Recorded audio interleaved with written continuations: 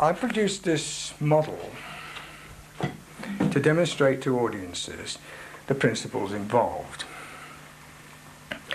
This little arm here, with the brush on the end, in fact is free only to move radially outwards. And it flips back to the middle and then begins to move radially outwards again in a straight line. But as this is happening, the whole assembly is rotating steadily in one direction or the other. It could be clockwise or anti-clockwise. So that the path travelled by the brush is a spiral path, a curved path. Now I'm going to try to demonstrate how the circle is produced in this way.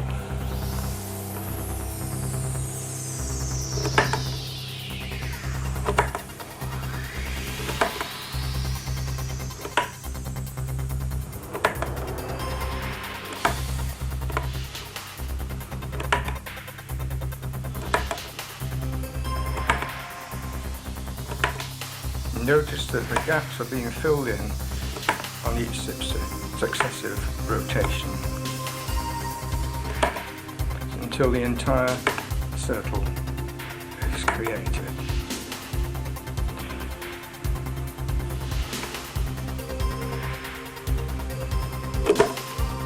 The actual shape of the spiral depends on the relative rate of outward sweep and rotation. This is a very short spiral, but sometimes they can go all the way around. You thought it was moving at fixed velocity from the centre to the edge at this at a fixed rotational speed. And then flipping back again. And then once it got to the edge, it instantaneously would go to the centre and then start a second swerve. A whole series of strips, right, all round, and then going round again very rapidly to fill in the gaps. Right. Okay. And you actually modelled that on a computer, didn't you? I modelled that on a computer, and I also tried to demonstrate it with that little model of mine. It didn't matter what the actual speeds were; it could produce any kind of spiral with that form. Because believe me, you can get spirals of other forms, and I did try this with other equations. Colin Andrews sent these drawings to me, probably because he felt they would defy all my efforts to explain them in simple terms. After about 2 months of frustration with this problem, the answer came to me very, very quickly. The different bands of alternating swirl directions were merely indicating that the projector beam had been operated in several different modes to produce annular rings. In fact, soon after receiving these diagrams, I was able to modify my program to incorporate that feature very successfully. The big problem was presented by that unevenly segmented annulus. Well, suddenly the penny dropped, as they say. The flattening had begun at position 1 with the progressive clockwise flattening. This had continued until a 72-degree segment had been covered. At that point in the proceedings, the beam had then flipped backwards through 144 degrees to commence clockwise flattening in the direction as before. However, while the clockwise flattening had been occurring, the virtual centre of the disturbance had moved from 1 to 2. The annulus had been steadily precessing anti-clockwise, following this small circle shown here. So when the flip back to position 2 had occurred, the centre was then at position 2 here on the precession path. In all, this process had occurred 5 times to form the segmented circle or annulus that we see here. Now that little precession path circle had a diameter of 8 feet, which shows how large this formation really was. For me, this was undeniable proof that an advanced piece of scanning technology was being employed to produce those wonderful patterns. This is suggestive then that whatever technology is being used is being generated from at some certain height above the crop circle. And were you able to do any analysis to determine how high? No, because all I could say was that whatever it was that generated these things, it would have to be at a sufficient altitude so that to allow the beam to come down vertically. Right, okay. The only thing that could create the flattening of the crops, which didn't damage it, and produce the heating sufficiently in the stems to cause the distortion of the stem cells. This was obviously energy which you had a mechanical property, not just an electromagnetic one. Right. It wasn't just microwave energy, it was something which also could push the crop in the direction of the beam motion. Let's just say then, if we have a craft which has got a huge, great big, just a long metal rod, 2 feet wide, on a pivot, and a machine that works in exactly the same way that your machine works on a much larger scale, right? It could, and if it was high enough up in the sky, it would produce that crop circle in exactly the same manner. The only difference being, it's not a physical metal rod which has been used to flatten the crop. Because there was another case where there was no crop circle produced, but the farmer witnessed 2 feet wide black tubes. Yes, Mr. Ball. And he told us about this event that occurred the year before.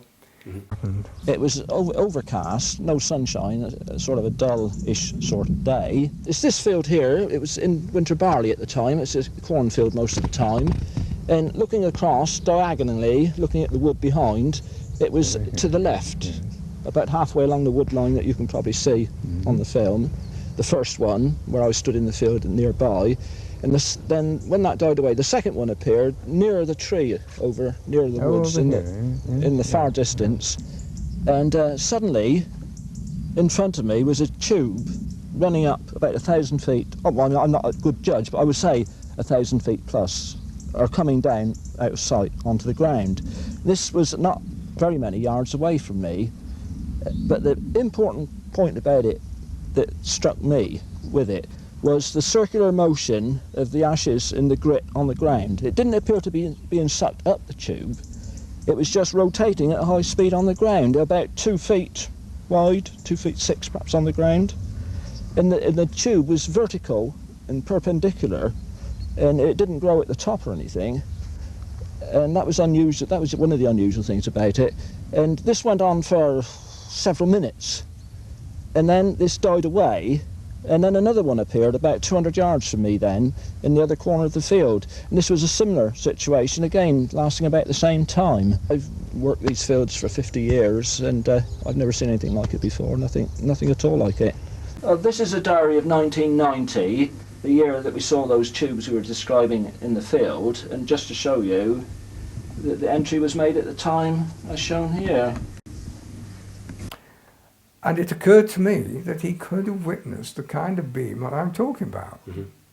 That this was the kind of energy that might be used for crop formation. But he was watching it, he was looking at it with the beam unfocused.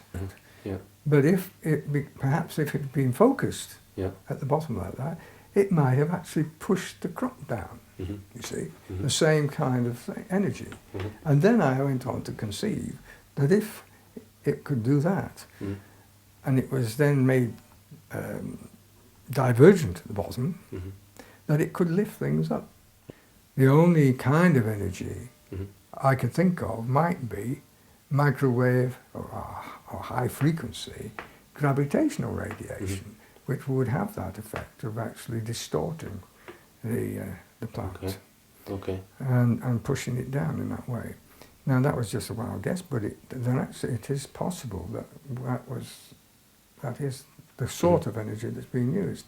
And if that energy is focused in some way, then that will determine the size of the strip.